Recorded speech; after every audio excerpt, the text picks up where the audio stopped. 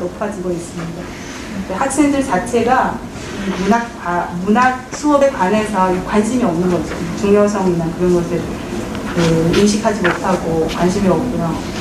공부하려는 그 욕구도 높지 않은 걸로 나타났습니다. 그 다음에 세 번째는 문학 작품과 문학 교재의 양적인 부족인데요. 사실 설문조사지에도 학생들이 이런 작품을 읽어보고 싶어도 찾지 못한다고 해요. 사실 저도 마찬가지입니다. 이 번역본 덕분에 중국어로 번역된 문학 작품들이 많이 축적이 됐는데도 아마 중국이 너무 커서 그런지 이 각 지역에 다 배포되어 있는 것이 아니거든요. 구하기가 참 어려워요. 그것도 있고요. 그리고 방금 또 문학 교재 저도 말씀드렸는데 지금 저희들은 어쩔 수 없이 옛날 책을 복사해서 학생들한테 나누어 줄 수밖에 없습니다. 절판이 많이 됐고, 그 다음에 아주 옛날에 수십 년 전에 집필된 책들이 많고요. 최신 연구 성과들 수록된 책이 거의 없습니다, 지금. 그래서 그것이 절대적으로 부족하다는 말씀을 드리고 싶습니다. 그 구체적인 연구는 이미 박혜준 선생님 성과에 나와 있기 때문에 생략을 하겠습니다. 사실 이런 문제점들은 박혜준 선생님도 지적하셨듯이 중국에서는 실용주의적인 그런 풍조가 강합니다. 실용성. 그래서 이 시장에 맞는 그런 사람을 학생을 키워야 하고 그래야지 취직이 잘 되고 학생 입장에서는 같은 값이면 이 취직에 도움이 되는 그런 과목을 많이 배우고 싶어 하는 거죠. 그래서 어쩔 수 없이 시장에 맞추어서 이런 과목 설정을 하고 그 다음에 학생들은 어학 위주로 공부하게 되고요. 그 다음에 이런 교재, 출판사도 시장성이 없으니까 문학 관련 교재를 안 내놓으려고 하는 거죠. 어학 교재는 굉장히 많이 지금 출판하고 있습니다. 금리상 그래도 이런 큰 흐름이니까 바꾸기가 어려운데 그래도 제 나름대로 이 금리상 지금의 문제점들을 조금이나마 해결할 수 있지 않을까 금리상 여러 가지를 생각해 봤는데 첫 번째는 중국 모든 대학, 한국 학과 모든 대학에 시청각 강의라는 시청각이라는 강의가 있거든요. 일주일에 4분 정도, 4시간 정도 돼요. 그리고 2학년부터 3학년까지 거의 1, 2년 정도 그 수업을 계속 하는데 이 드라마를 틀어주는 거예요, 학생들에게. 그 다음에 거기에 나와 있는 대화를 다시 이야기하라고 하고요. 그 다음에 이 장면 설명, 줄거리 설명 이런 연습을 시켜요. 그래서 그런 경우에 제 생각에 문학 강의는 없는데 이 대중 드라마를 보여주는 것보다는 한국 문학 작품으로 각색된 그런 영상물을 보여주는 것이 일단 어학 공부에도 도움이 되고 그 다음에 이 한국 문학을 접해볼 기회도 늘릴 수 있고 이 한국 문학을 가지고 이런 영상물을 많이 제작을 해서 이 시청각 강의 시간에 학생들한테 가르치는 것이 어떨까 이렇게 생각을 해봅니다. 그 다음에 두 번째는 이 다양한 문학 관련 프로그램의 개발 및 정착이 저는 중요하다고 생각해요. 학생들의 관심을 끌어야 하고 흥미를 유발해야 하기 때문에 문학 관련 프로그램 지금 아마 여러 나라에서 시낭독회 같은 거, 덕후감 이런 대회를 하고 있는 걸로 저는 알고 있는데요. 중국에서는 아직 그렇게 아주 유명하지는 않은 것 같아요. 중국적으로 정기적으로 그리고 1년에 한 번씩 어디에서 어떤 방식으로 진행을 한다. 그리고 읽어야 하는 작품이 무엇인가 미리 연초에 다 배포를 해주면 학생들이 장기적으로 이 한국 문학 작품을 읽는 데 도움이 될 거라고 생각합니다. 지금 제가 알기로는 또 어떤 대학이 그렇게 하고 있습니다. 글쓰기 대회 1년에 한 번씩 하는데 이 수상자는 한국에 공부하러 올 때 대학원 입학할 때 등록금 면제 이런 장려를 해줬거든요. 학생들이 배양을 열심히 하고 있고요. 거의 중국 모든 대학, 한국 학과 학생들이 참여하고 있습니다.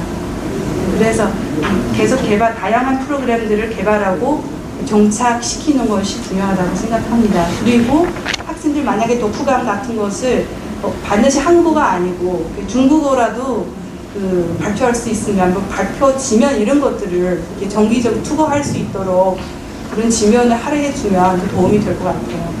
나중에 제 생각에요. 학생 한국만 제한하지 말고 일반인이 참여할 수 있도록 하면 또 사회적으로 중국 사회에서 한국 문학을 홍보하는데 도움이 되지 않을까 하는 생각입니다. 그다음에 세 번째는 이 적극적인 문학 교재 개발과 문학 작품 수입. 중국 학자의 입장에서는 문학 교재를 그래도 불리한 여건에도 교재를 많이 개발해야 하고요. 그다음에 문학 작품을 수입하는 거를 번역을 해서 중국에서 많이 출판돼야 할 것 같고요. 그리고 방금 그 설문조사에 나온 것처럼 중국 학생들은 그래도 한국 현대 소설하고 고전 시가를 많이 선호하니까 거기에 중점을 맞추어서 작품을 수입하는 것이 어떨까 합니다. 어쨌든 뭐 중국의 이런 현실을 한국 문학 관련 교수들 굉장히 열악한 조건에서 일하고 있고 한국어 붐이 일어나는 반면에 한국 문학, 특히 한국 순수 문학에 관한 관심이 아직 그렇게 고조되지 않는 사실을 말씀드리고자 하고요. 아마 한국 정부나 번역공도 포함해서요, 한국 문학에 대해서 관심을 많이 갖는 분들을 적극적인 지지가 필요하다고 생각합니다. 물론 저희들도 나름대로 열심히 노력해야 하겠고요. 이상입니다.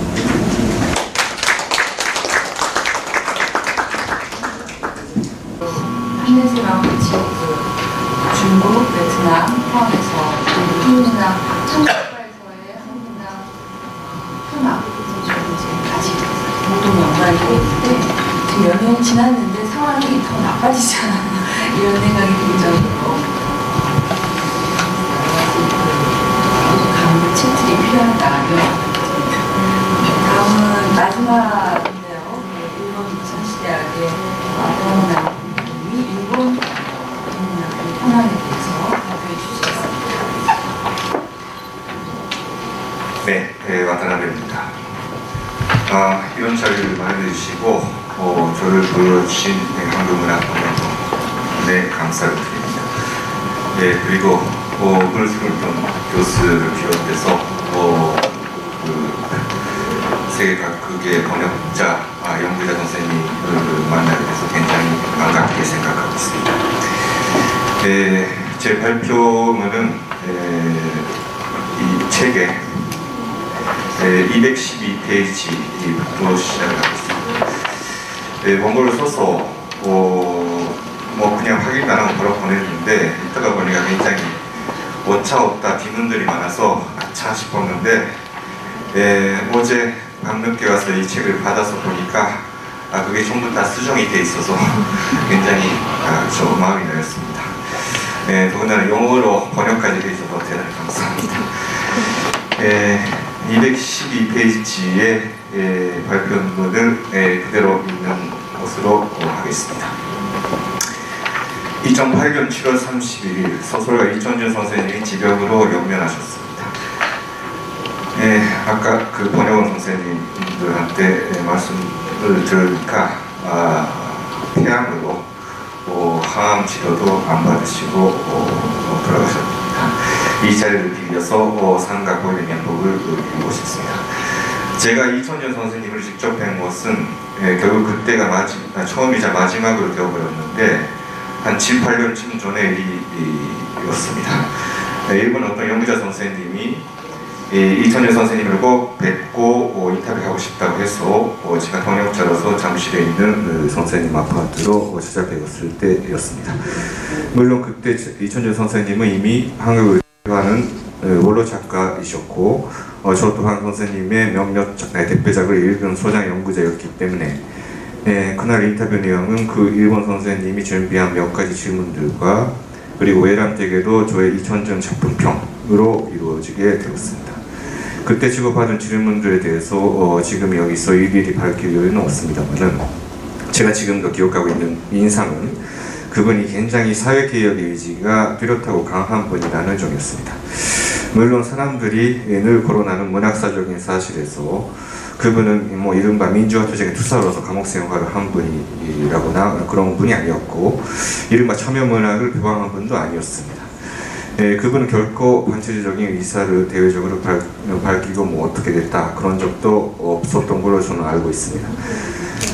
그분은 약간 사회개혁의 대상과 방법이 좀 보통 사람들과 달랐던 것 같습니다. 제가 찾아뵈었을 때 그분은 무당을 구제하고 싶다고 하셨습니다. 일부 특별한 연구자를 제외하고는 일반적으로 특별한 신앙 형태 내지는 미신으로서만 생각되어 온 그 행위와 사람, 그리고 거기에 몰리는 수많은 사람들의 열정을 밝히고 구제하고 싶다고 하시더군요. 그 이후에 이천준 선생님이 그런 테마의 작품을 쓰셨는지는 제가 게을러서 잘 모르겠습니다만은 곰곰이 생각해 보면은 그분이 남긴 수많은 작품들 중에서 그분이 묘사해온 대상들은 거의 다 그러한 구제 대상이 아니었을까 그런 생각이 들기도 합니다. 이천준 작품들을 읽은 분이라면 아시겠지만은 그분은 물론 신의 위치에서 사람들을 건져주는 듯한 그러한 소설 행위는 결코 하지 않으셨습니다. 작가, 화자, 등장인물 그리고 독자는 늘 대등한 위치에 놓여 있습니다. 저는 그 인터뷰 자리에서 그분의 장편 소설 당신들의 천국에 대해서도 여러 가지를 여쭤봤습니다. 나병 환자들이 사는 소록도 병원에서 병원의 원장, 직원, 환자들 사이에서 실제로 일어났던 사건을 바탕으로 쓴 이 작품에서 이천준 선생님은 선의의 독재가 결코 진정한 공동체 의식을 만들지 않는다는 강렬한 메시지를 남기셨습니다. 그 독재자랑 작품이 발표됐을 당시에 대통령을 암시하기도 하고 또 그 병원을 일제 때 실제로 세운 일본 시민 통치 체제를 암시하기도 합니다. 이천준 선생님은 소록도 병원에서 실제로 있었던 일, 그분은 직접 가서 취재도 하고 그러셨다 그러죠. 특히 원장이 환자들에게 강요한 여러 가지 불법 행위들을 고발하기 위해서 그 작품을 썼다고 합니다. 그 원장에게 협박 비슷한 메시지까지 받으면서 말입니다. 그것은 선생님을 만나 뵙기 전에 저는 어디서 기사를 읽고 알고는 있었습니다. 그 이야기를 좀 더 자세히 알고 싶어서 여쭤보니까 요즘이랄까 그때 그 당시 그 원장하고 그러니까 7, 8년 전의 이야기죠. 그 원장하고 서신을 교환한다고 편지를 보여주시면서 그 원장이 그렸다고 하는 좀 환상적인 그림까지 보여주셨습니다. 그 교환된 서신의 일부는 여리문판 전집에 당신들의 전국의 곳말에 들어있습니다. 그 각지 일부는 그렇게 적었습니다. 그 이야기를 할 때 이천준 선생님의 모습이 소녀가 같았습니다. 인터뷰를 하는 동안 선생님은 내내 소년처럼 보였습니다. 개혁의 위지를 밝히고 있을 때도 그랬었고 무당 구제 문제를 논하고 있을 때도 그랬었습니다. 그런 소녀가 같은 모습은 결코 어떤 미숙함을 나타내는 게 아니라 오히려 어떤 기적이나 존재성을 보는 사람으로 하여금 느끼게 하는 인상을 주었습니다. 저는 한마디로 눈부셨습니다. 그분이 눈부셨습니다. 그런 작가를 저는 이천준 선생님 이외에도 몇 분 만난 적이 있습니다. 2005년에 작곡하신 이영희 시인도 그런 분이셨습니다. 제가 학교를 동국대를 다녔고 그분이 그 동국대 교수이시기도 하셨습니다. 평소에 목소리가 너무 가늘어서 대학원 강의 때 수업 때 연구실에서 아주 동국대 연구실이 그렇게 넓지는 않죠. 아주 작은 연구실에서 대학원 수업을 받고 있을 때도 그래도 소리가 작아서 잘 안 들립니다. 그분의 목소리는. 그분이 비 오는 날에는 왜 그렇게 신이 나시는지 50m나 떨어진 곳에서 저를 발견해서 손을 흔들면서 큰 소리로 자네 잘 있냐? 이런 식으로 물어주신 그 모습이 지금도 생생하게 기억에 남습니다. 이런 경험들이 전부 다는 아닙니다만 그래도 제가 지금까지 한국문학과 인연을 끊지 않고 있을 수 있었던 것은 이런 분들과의 만남과 이런 분들이 남겨주신 작품들이 있었기 때문이라고 생각합니다. 그것들 없이는 저는 지금까지 계속 공부를 못했을 것입니다. 제가 구체적인 사례에서 이런 구체적인 사례부터 말씀드린 것은 이 에피소드 속에 제가 지금 직면하고 있는 한국문학 교육을 둘러싼 여러 문제점들이 이미 포함되어 있다고 생각했기 때문입니다. 다만 지금 영어권 그리고 몽골어권, 중국어권 이렇게 말씀을 하셨습니다만 약간 좀 일본은 특수한 면이 없지 않아 있는 것 같습니다. 밝은 정보나 전망은 아닙니다. 좀 어두운 말씀을 지금부터 말씀드리려고 하는데요.